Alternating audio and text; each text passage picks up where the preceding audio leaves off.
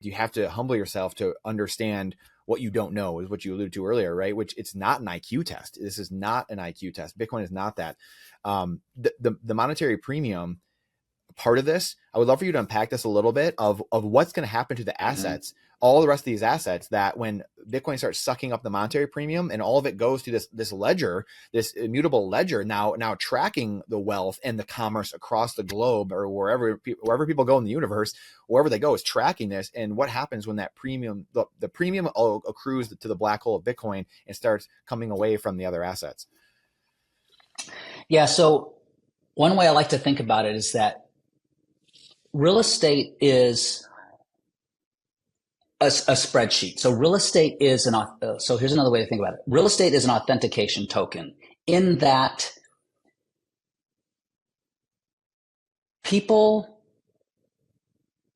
go to their job, they go to their career, they do whatever they want to do in life, and they make money. And the money that they don't spend on their daily bills and living and all the energy that they need to consume, they want to preserve and save for the future. We get that. And how are they doing that? They're doing that with dollars. But because dollars debase and they lose purchasing power, we have to put that dollar somewhere. And we want to put it, we want it to be a receipt that'll give us future value, right? It authenticates, the dollar authenticates that we did work in the past, so you can turn it in the future. Bing, here's my authentication. Here's proof that I did this work. Now I want to get this work. Well, because the dollar is this broken ledger, real estate becomes this better spreadsheet. Real estate becomes this Google sheet or this Excel spreadsheet that the lines are more clear. This is the work I did, so that in the future I can grab that and get my value. The problem is, you have to go to this spreadsheet every day. You have to maintain it, and you have to make sure that the lines are there and everything is bolded and all the numbers are adding up.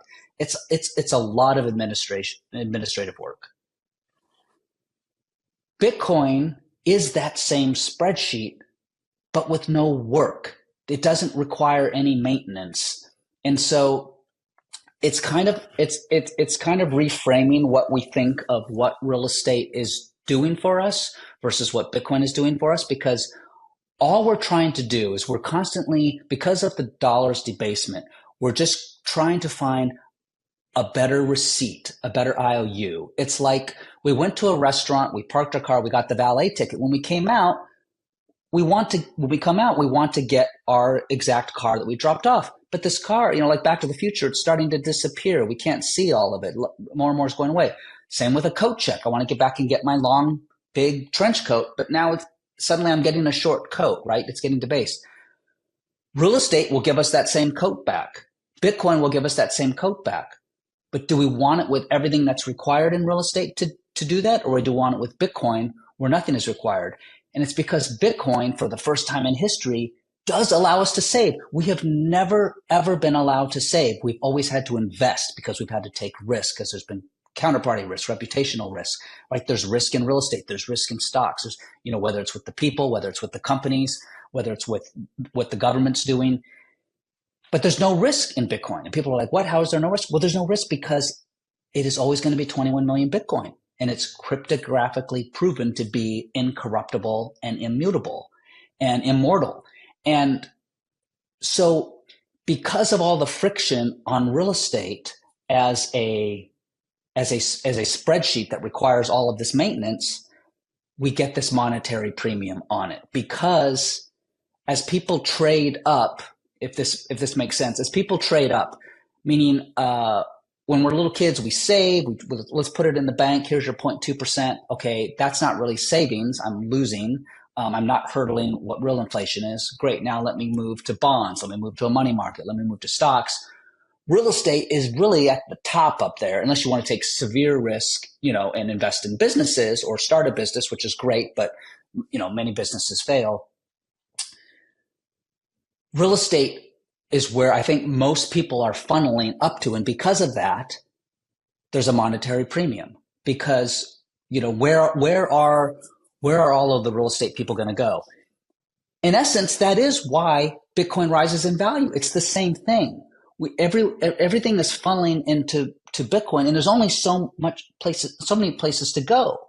That's why this magic internet token is like, sitting around 100,000 or 150,000 or 80,000 or whatever it's at, because not very many people can go there. But what a beautiful world we live in when there's a monetary premium on something that doesn't take away anything from anybody else, that doesn't take away the utility away from somebody else. Like, how great would it be if we could all buy houses for $50,000 and have our entire family live in them on a single income and take these vacations and whatnot?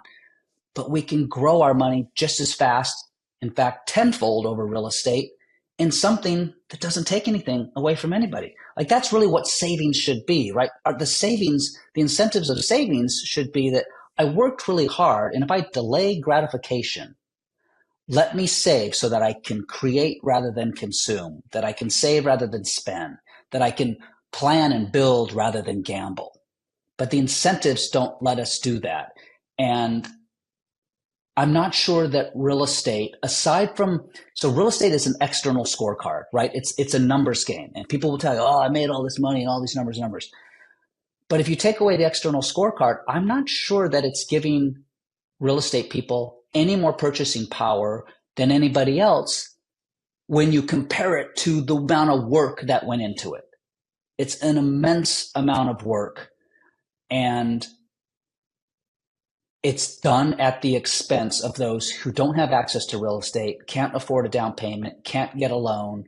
And so it does contribute to sort of this vacancy in the middle class, because if everyone's migrating to real estate and that's the monetary premium, and they're going up here, really not having any more purchasing power, but just going up in numbers, and the people down here that can't save in real estate, the prices of goods and services and everything just go up for them because their money isn't riding this real estate wave, which really on a long term is really just flat.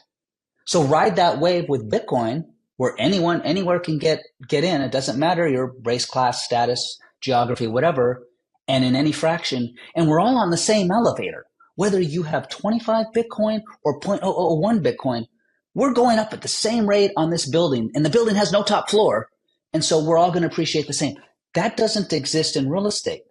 Every state is different. Every county is different. The size many people might be able to go afford a home in Memphis, Tennessee right now, but you can buy an entire home for $25,000. Well, that house, I promise you, is not going to appreciate. And you're going to get $20 a month in Section 8 income, and that's it. And you can sit on that for all day long. And I know because I've had that house. That's not going to do real well. But you can take the risk of a dilapidated shack on the beach. If you're liking this interview, but you're just wondering, you know what, Brandon, this is amazing stuff. And I get you have these guests on and they're talking about how orange pilling the world is so great and how Bitcoin is going to take over the world. How in the world do I educate my family and friends? How do I get people to understand what most people just don't care about, quite honestly? Bitcoin trading cards is the way to do that. When you open up these cards, you see the foil cards, you see the chase, you see the glossy cards, young, old, boy, girl, man, woman, it doesn't matter. People love these cards. It's awesome because they're super valuable, by the way. Amazing little side note. However, it Trojan horses them into the most important thing of the day. It's not politics. It's not all the things that we fight about. It's changing the money, fix the world. Bitcoin trading cards is the best way that we have going in order to do that, no matter who you are. You're going to love them. Playable Characters 10 for 10% off at checkout. Playable Characters 10 off at checkout. BTC-TC.com. You're going to absolutely love these things. Now back to the show. And spend millions and millions of dollars and, stress for 5 years and try to flip it. And in those 5 years, when you flipped it and made that money, guess what? That's the rate of inflation. Global liquidity has increased the same amount. So you would have done way better just sitting in Bitcoin. In fact, you would have surpassed it. And that's why, we always say Bitcoin is this black hole. It is going to absorb. As people learn, as people take the time to figure out what this is and ask themselves, why am I investing in real estate? Why am I really doing this? They will migrate to Bitcoin. And that's what I did. Brandon, I had 20 homes and 10 apartment complexes. I had some shopping centers. Except for a few things that I'm stuck in because I have partners, I got rid of all of it. I got rid of all my Airbnbs. My Airbnbs were single family homes, very nice ones with pools and all this, and it looked like they were killing it. I'm telling you, I wish I could have done it earlier, and many times I wish I hadn't even bought that property. It's like if I show what I paid for the property and had I just bought Bitcoin, what I got for the property here versus Bitcoin, it's insane. It's not even comparable. I'm telling you, in Bitcoin terms, I'm an idiot. I have lost so much money to real estate.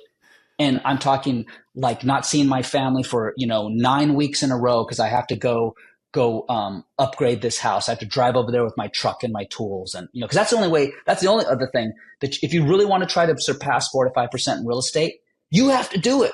85% of real estate's cost, 85% is the labor. So yeah, some of the real estate people that are like, hey, I am doing pretty good. Yeah, but you're also doing it. And, I've broken my collarbone. I'm scraping my arm. My sciatica gets bad. I'm busting my back trying to lift up drywall. I know I've inhaled asbestos, scraping popcorn ceilings.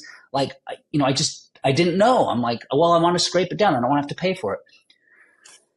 So I applaud people that love that. And I've been around, I've executive produced these HGTV shows that you see. Like I've created those shows. I've made those shows. I know these people, but I also know, and I'm not afraid to say that we skew those numbers. A lot of those numbers aren't true. Like we are telling a story for the network of what could have happened or what might happen had all these other things that really happened behind the scenes actually happened. And it's like, you know what, if we show the real numbers, this person didn't do that well flipping that house. I know you want to say they did that well, and I get it, but it didn't really happen.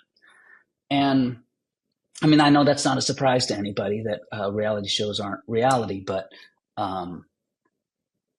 Bitcoin is reality. Like you said, Brandon, it's a truth ledger, and is as idiotic and nerdy as it is, it's like the fact that we just have an honest distributed database, the fact that we just can account for things really says everything. And that's why I always think about, so in real estate, it's like people know when they are budgeting for lumber and supplies, they're all doing it on inches and feet.